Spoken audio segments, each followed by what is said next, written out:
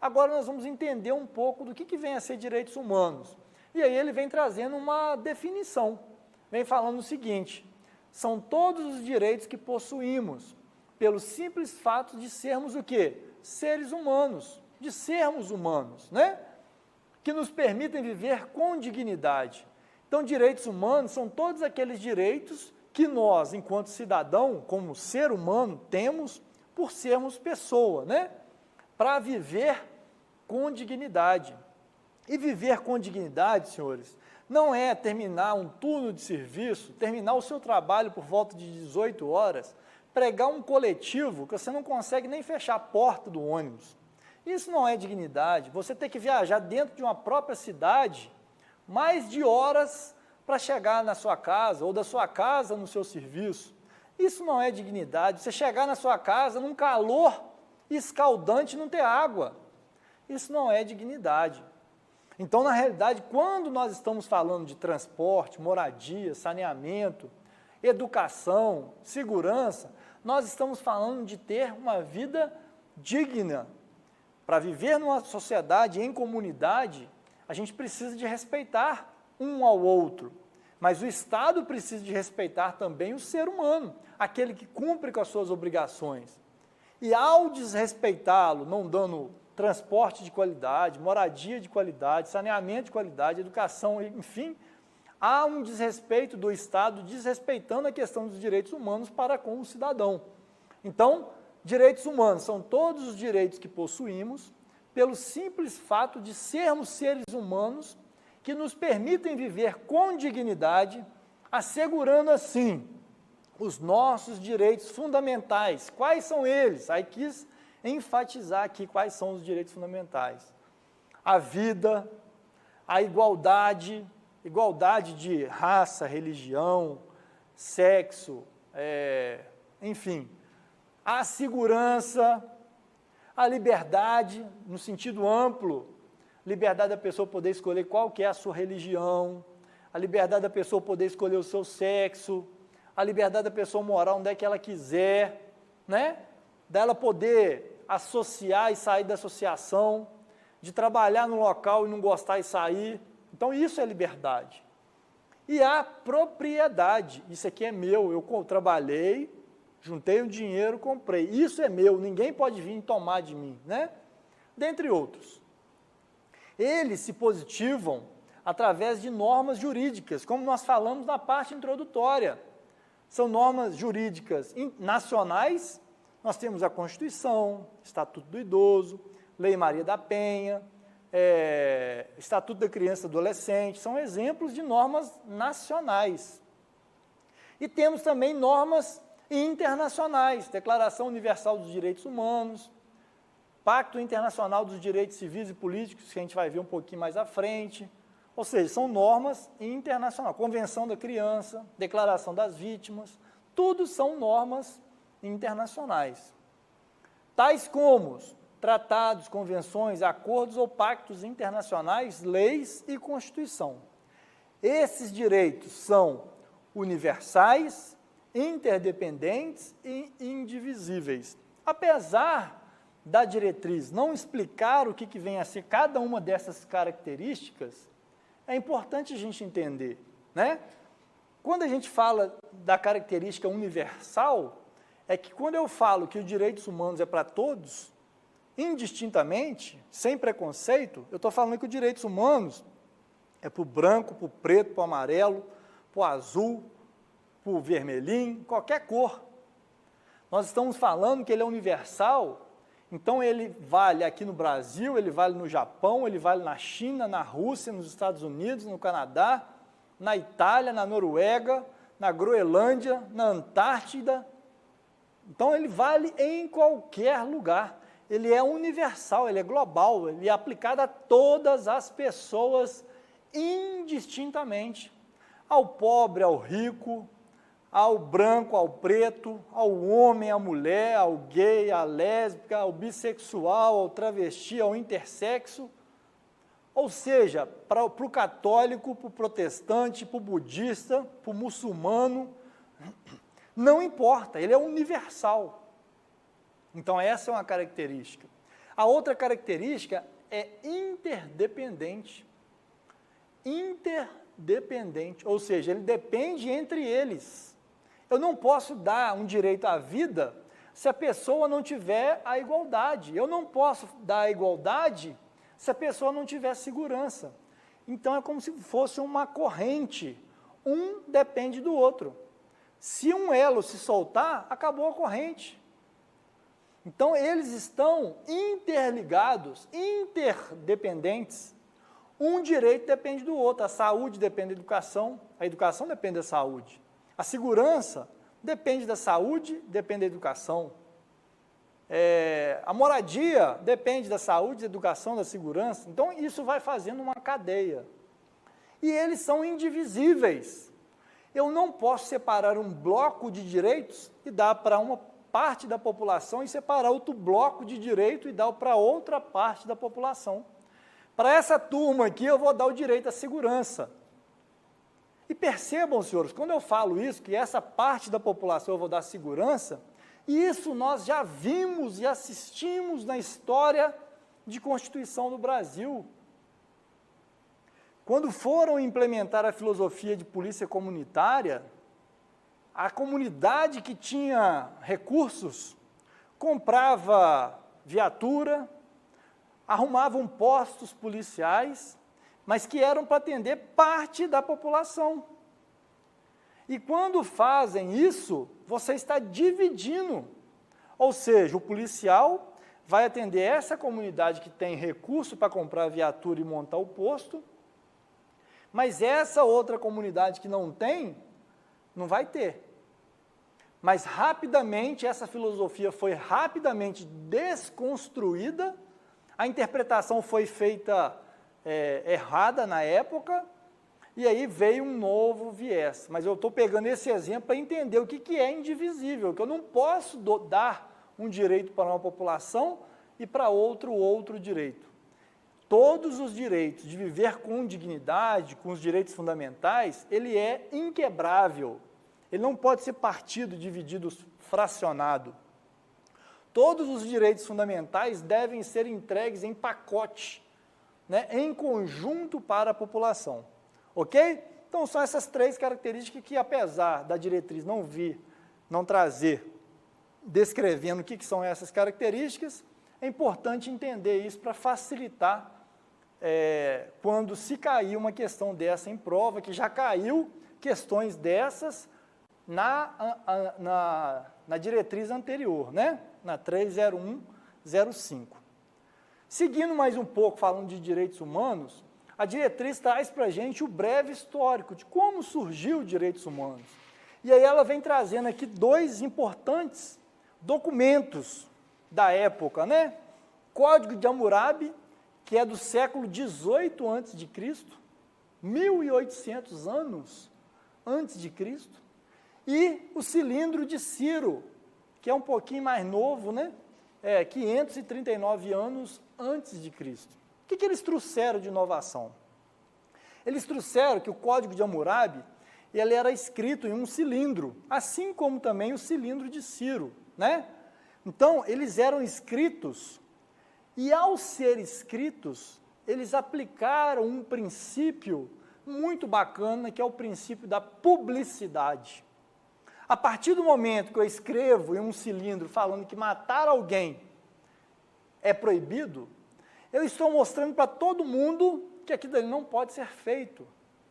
Porque até então não haviam normas escritas. As normas vinham da consciência do governante da época, do rei, né?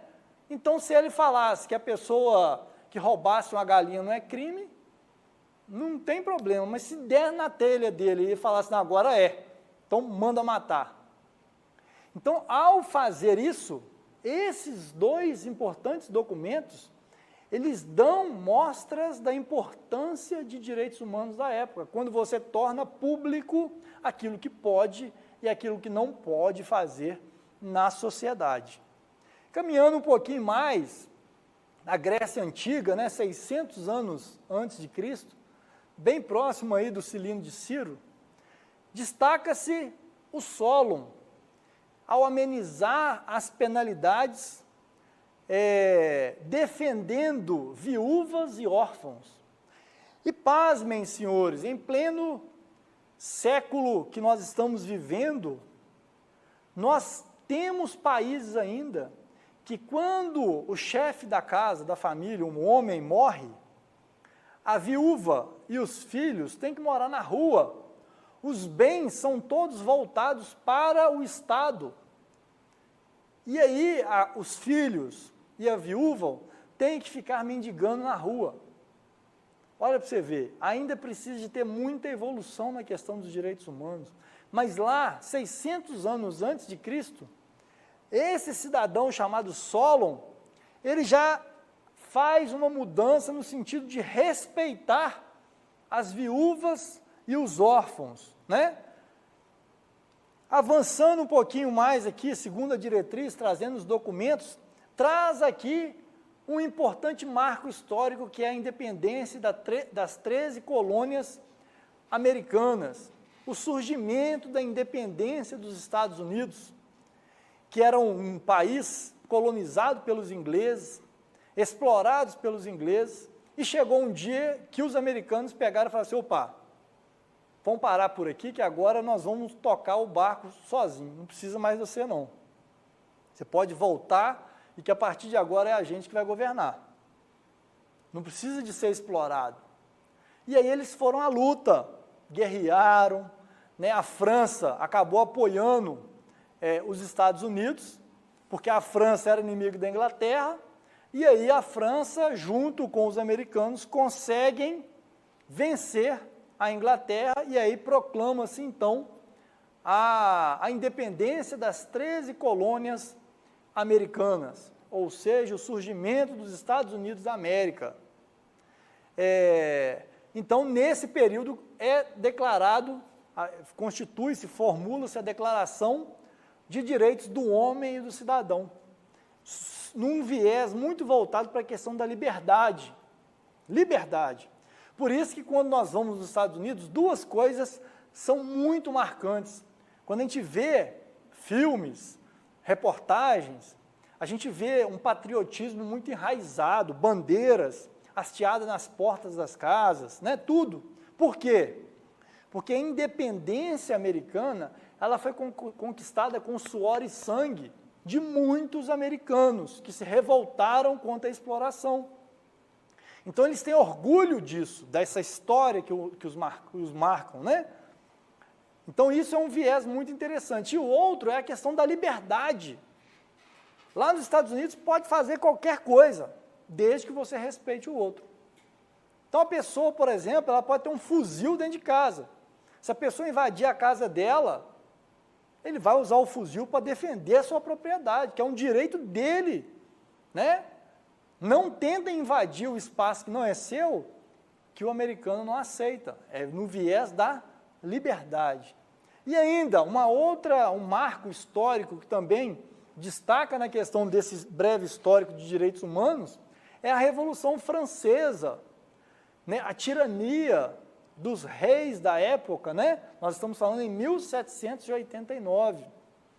Então, que a população, né, dividida entre nobreza, clero e as partes mais humildes e pobres, se revoltam contra a tirania, a opressão, num viés buscando a igualdade, liberdade e fraternidade, ou seja, todos devem ser tratados igualmente. Eu não posso dar privilégios para uma classe, enquanto a outra tem que trabalhar, não ganhar seu salário, comer comida ruim, morar em condições paupérrimas, e as outras viver na boa vida. Então, a luta foi por essa igualdade, pela liberdade, né, da pessoa poder fazer o que quiser, de caminhar, né, de trabalhar onde quiser, não ser uma escrava de um senhor qualquer, né, e principalmente a fraternidade, tratar um ao outro como irmão, né, de sangue, como pessoa, como gente. Após a Segunda Guerra também é um marco histórico muito interessante, porque a Primeira Guerra Mundial, criaram-se a Liga das Nações. Só que essa Liga das Nações, que tinha a finalidade de manter a paz mundial, ela não deu certo porque, obviamente, surgiu a Segunda Grande Guerra. Imaginam só, ao término da Primeira Guerra Mundial, países são arrasados, cidades acabadas, aí eles reconstroem tudo. Quando está tudo prontinho, começa de novo uma outra Segunda Guerra, uma outra guerra mundial e acaba com aquilo tudo de novo. Aí os países começam a pensar, gente, a gente não pode ficar degladiando, constrói e desconstrói, constrói e desconstrói. Então, a Liga das Nações perdeu a sua razão de existir e criou-se, então, a Organização das Nações Unidas, em 1945, ao término da Segunda Grande Guerra Mundial. A finalidade dela é a mesma, de manter a paz e a segurança internacional.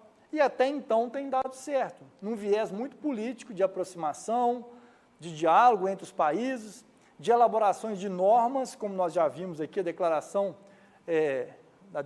Universal dos Direitos Humanos, os tribunais internacionais para julgar quando um país não respeita o outro, né? Então, houve essa criação que tem dado certo e a ONU tem direcionado muito bem isso até os dias de hoje.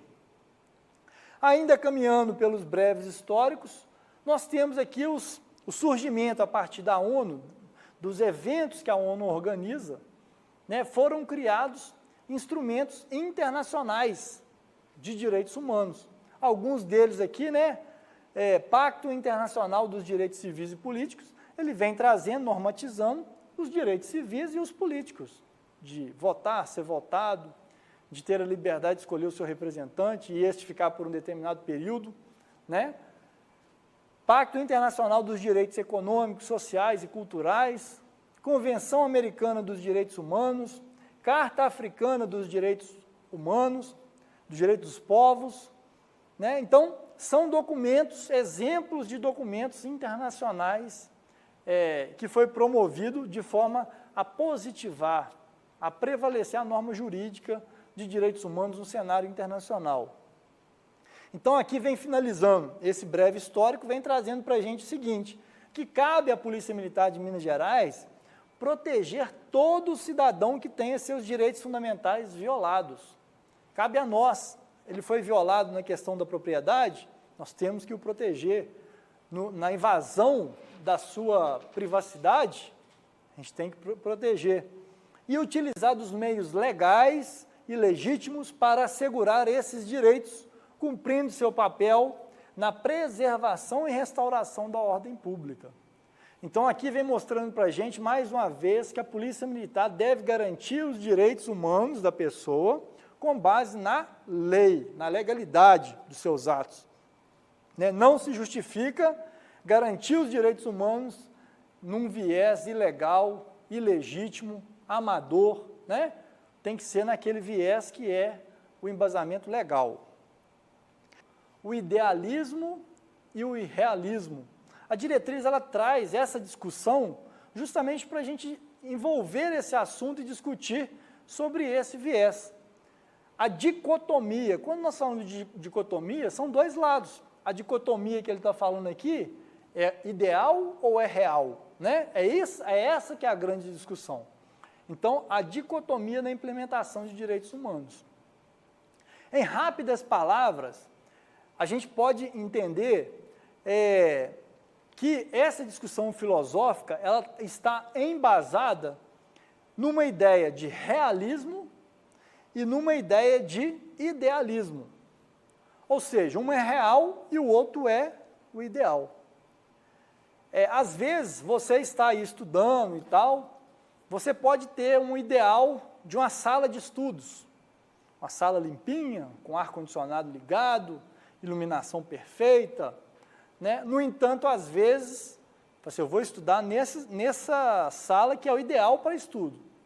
Só que a nossa realidade, às vezes, é pegar o telefone, o smartphone, como o curso referência proporciona para todos os senhores e senhoras, assistir a aula através do smartphone, sentado num ônibus, voltando do serviço, com fone de ouvido. Então, eu estou dando esse exemplo de real e o ideal. qual que é o melhor? Será que o ideal eu consigo chegar? Às vezes, o ideal é intangível, impossível de chegar. E o real é aquilo que a gente tem que ancorar, porque é aquilo que eu estudo, que está próximo da minha realidade, que eu consigo fazer algumas adaptações. Tá? Então, é essa a discussão que essa dicotomia vem trazendo, o ideal ou o real. Vamos entender um pouco do que ele fala no idealismo. Olha o que a diretriz traz. No idealismo, pessoas e instituições agem com respeito aos direitos humanos de acordo com as ideias. Muitas críticas são feitas que na prática seriam irrealizáveis e, portanto, seu estudo seria uma perda de tempo. Então, no ideal de direitos humanos, era que a pessoa saísse do serviço, pegasse o transporte público sempre limpo, barato, distâncias próximas da casa, sem muito tumulto, né?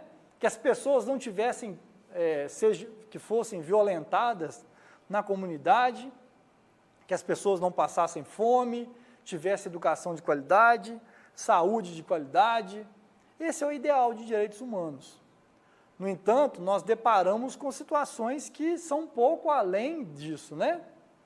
Você quer ver uma questão de ideal?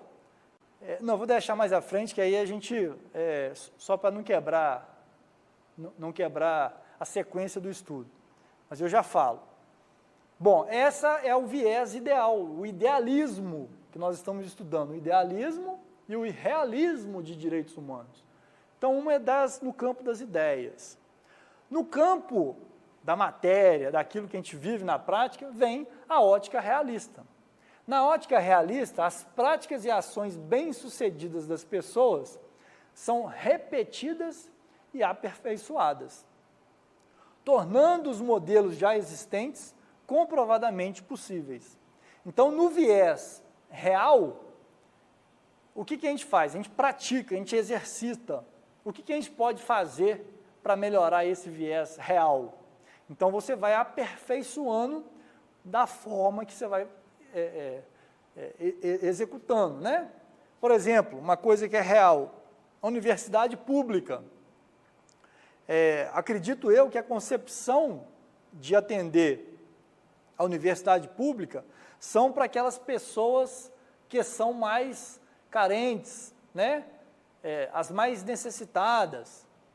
No entanto, a gente viu ao longo de alguns anos que quem ocupava as universidades públicas eram aquelas pessoas que tinham poder financeiro, porque conseguiam estudar em boas escolas particulares, cursinhos, etc, e tal.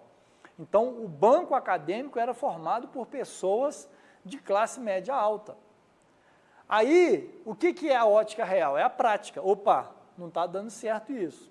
Então, criou-se políticas, eu não estou aqui, senhores, fazendo julgamento se é certo, se é errado, se é bom, se é ruim, não é meu papel. Estou mostrando a prática real no sentido da educação. E aí vem Enem, essas outras provas, né? Que a pessoa que estuda na escola pública, ela tem uma pontuação maior do que quem estuda na escola particular, e aí você consegue equilibrar um pouco mais. Então, eu estou mostrando aqui um exemplo do que a prática ela começa a mostrar num viés de melhoria, de avanços, no respeito do exemplo que eu estou dando aqui da questão da educação. Ok? Ou seja, nessa ótica realista, é praticando, errando, aprendendo, praticando, errando, aprendendo. Por isso que ele vem falando aqui, as práticas e ações bem-sucedidas são repetidas e aperfeiçoadas, né? Tornando os modelos já existentes comprovadamente possíveis, aquilo mais real, né? Então, um é o ideal, é o imaginário, o outro é a prática do dia a dia. E aí, a diretriz traz e chega para a gente, vem querer confundir a gente. Porque o que ela vem falando? Bom, ela vem falando que os dois são importantes, o ideal e o real. Porque o que é o real se não é aquilo que alguém idealizou um dia? E aí vem mostrando que um complementa o outro. É preciso idealizar, para em cima das ideias se praticar e em cima da prática se aperfeiçoar. Então é isso que ele acaba finalizando aqui. Vem trazendo aqui, ó, exemplos reais são fáceis de serem repetidos e aplicados do que as idealizações, né? Então, reais é fácil, você está praticando, você está fazendo, etc. e tal, né? Agora, o ideal não, o ideal você tem que idealizar e tal, você não consegue executar. A prática expõe as imperfeições e os erros permitem aperfeiçoá-lo. Então, quando você vai praticando, você vai errando e com o erro você aprende e não faz de novo. Não há modelo real, aí que vem a questão.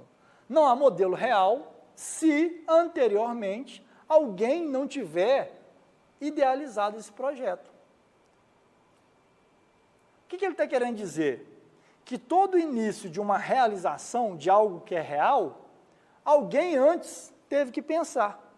Então é isso que ele está falando. Não existe nenhum algo que não seja real sem que alguém anteriormente não tivesse idealizado aquilo.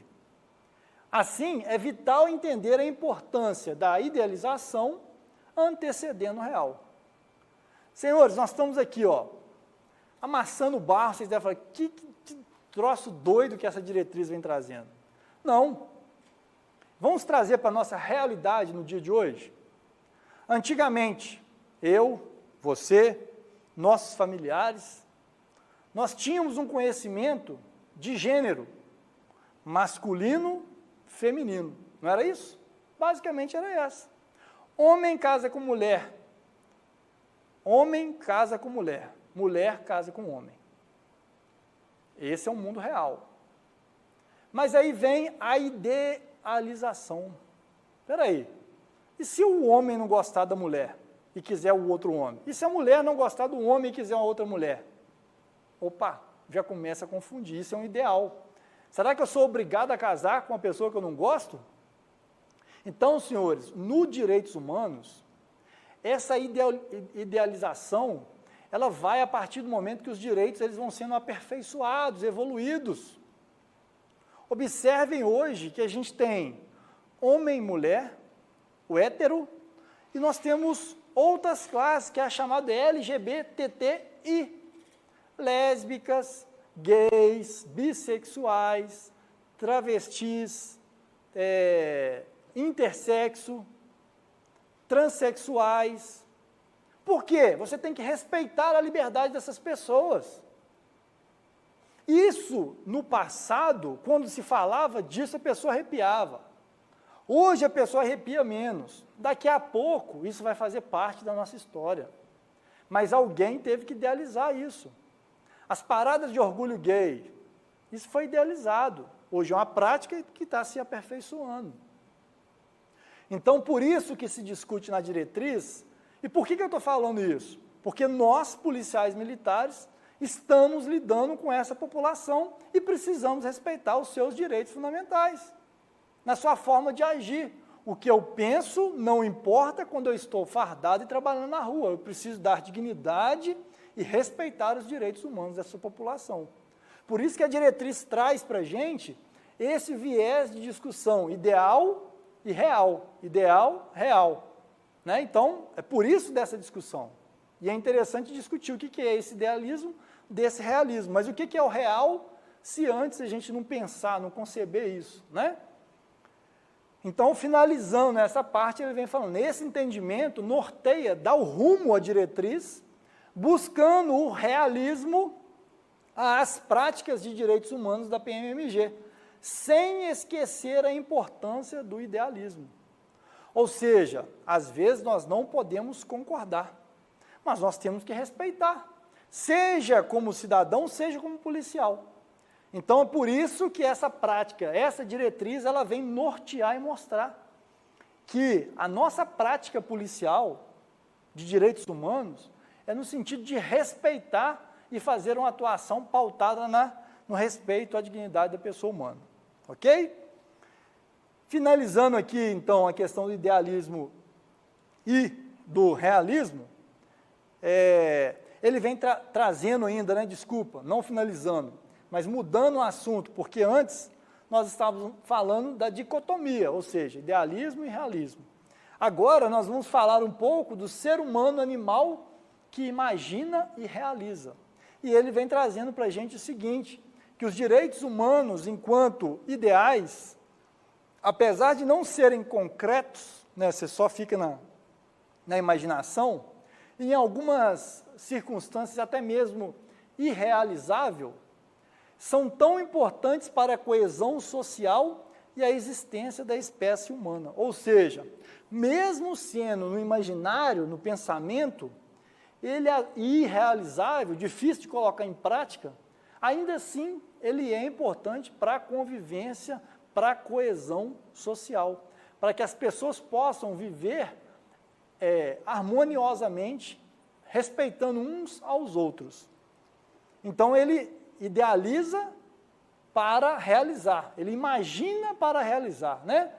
Um dos princípios básicos das normas internacionais de direitos humanos é que todos são iguais. Ser igual não é concreto, mas uma abstração, uma idealização. Ou seja, nós estamos falando aqui, falamos uma característica de direitos humanos sobre o universalismo, que num cenário internacional, mundial, global, todos são iguais, branco, preto, amarelo, né? Esse é o ideal. Só que isso é real? Não é real. Isso é uma abstração, porque a gente sabe, você não vai poder comparar um país igual, por exemplo, a África, que sofre de várias mazelas lá, doenças, falta de comida, saúde, com países desenvolvidos, Japão, né, que a pessoa consegue com a tecnologia, com respeito, com a educação.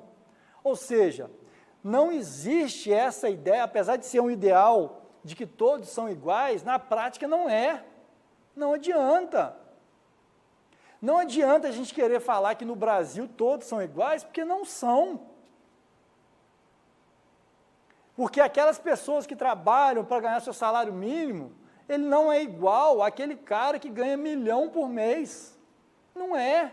Enquanto um pega o transporte público, 1, 2, né, municipal, lotado, abarrotado, tem que sair de casa quase 2 horas antes de chegar no serviço, você tem pessoas que pegam o helicóptero, o jatinho, para levar e buscar no serviço.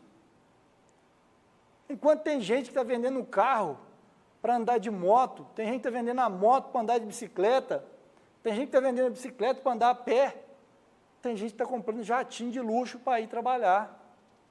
Então não adianta a gente trabalhar nesse ideal que todos são iguais, porque na prática não é. Então, a diretriz ela vem despertar isso para a gente não cair nessa cilada. E, apesar das normas, né, vier com esse ideal de que todos são iguais, na realidade, ser igual não é concreto. A gente sabe disso. E por que a gente precisa saber enquanto policial militar? Porque essas pessoas, elas já são desamparadas na saúde, essas pessoas já são desamparadas na educação. Então, nós, policiais militares, precisamos saber isso para que na segurança pública nós possamos dar um viés diferente para essa população. Então, buscar essa reflexão em todos os policiais. É bacana fazer essa reflexão, senhores, porque a proposta dessa diretriz, ela tem um viés operacional maior. Então, não adianta a gente pegar e ficar discutindo, a favela, a gente vai subir na favela, no aglomerado, seja o nome que for, né? Mas ali tem pessoas que são marginais, bandido, pilantra, tudo de ruim tem lá. Mas você tem do outro lado viés de pessoas que sofrem de estarem morando ali, de serem vítimas da criminalidade, de não ter opção de morar em outro local. Então, o policial militar que for atuar ali, a diretriz, nesse viés de amparo conceitual que nós estamos falando, que o policial precisa de ter essa reflexão e amadurecimento de saber separar isso e não dar o mesmo tratamento que você dá para o bandido para aquele cidadão, respeitar a dignidade daquela pessoa. Se ele não é joio, o trate como trigo. Se esse aqui é joio, dá a ele o tratamento de joio. Ou seja, se ele é bandido, é bandido. Ele não é bandido, aborde, encosta na parede, verificou e tal, trate-o com respeito. Respeite a dignidade daquela pessoa. Não abra mão da sua segurança, não é isso. Encosta na parede, aborda e tal, mas com dignidade e respeitando os direitos. É essa a reflexão que a diretriz vem trazendo, um viés mais operacional. As políticas públicas de direitos humanos, ainda falando do ser humano animal que realiza, né? As políticas públicas de direitos humanos, dentre elas as de segurança pública, devem ser realizáveis e buscar atingir ideais, como a da igualdade. Bom, quando nós falamos de política pública, é alguma coisa que vai fazer em prol da população. Então, quando nós falamos de política pública de direitos humanos, e nesse viés de direitos humanos a gente encaixa ali a questão da segurança pública, elas devem ser realizáveis buscando realizar ideais, atingir ideais. E aqui ela vem falando assim, qual deles? A igualdade. Pau que dá em Chico, dá em Francisco. Então, se eu vou fazer uma operação, não adianta. Eu não vou caçar só o negro, eu não vou caçar só o branco, eu não vou pegar só o homem, eu não vou pegar só a mulher, independente de quem. Se a motinha velha passou com a seta queimada, é Chico. Se a BMW 0 passou com o farol queimado, é Chico. Então, as políticas públicas que a Polícia Militar vai desenvolver no viés dos direitos humanos tem que pautar na questão da igualdade. A todos o mesmo direito, ok?